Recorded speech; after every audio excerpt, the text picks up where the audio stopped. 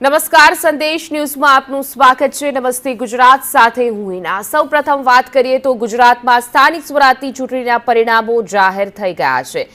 જનતાએ સ્પષ્ટ જનાદેશ આપ્યો છે કે આગામી સમયમાં વિકાસની રાજનીતિ કોના હાથમાં રહેશે।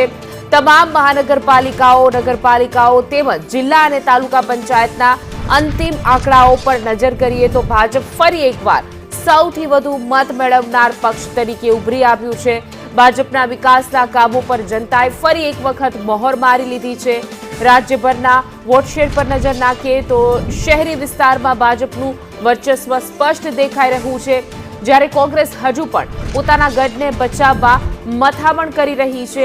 આ ચૂંટણીમાં આમ આદમી પાર્ટીએ પણ અનેક વિસ્તારોમાં પોતાનું સ્થાન જમાવીને રાજ્યના રાજકારણમાં એક નવો વળાંક પણ આપ્યો છે।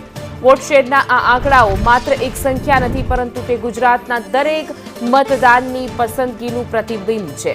ભાજપના કાર્યકરોમાં અત્યારે ભવ્ય વિજય ઉત્સવનો માહોલ છે, તો બીજી તરફ કોંગ્રેસ અને અન્ય પક્ષો માટે પણ આ પરિણામો આગામી સમય માટે ગંભીર આત્મચિંતનનો વિષય છે।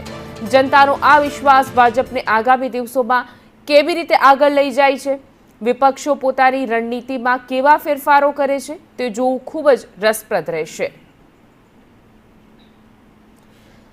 તો ભારતીય જનતા પાર્ટીનો વોટ શેરની વાત કરવામાં આવે, કોંગ્રેસની વોટ શેરની વાત કરવામાં આવે તો ભાજપ સૌથી વધુ મતદાર ધરાવતો વોટ શેરના આંકડા સામે આવ્યા છે।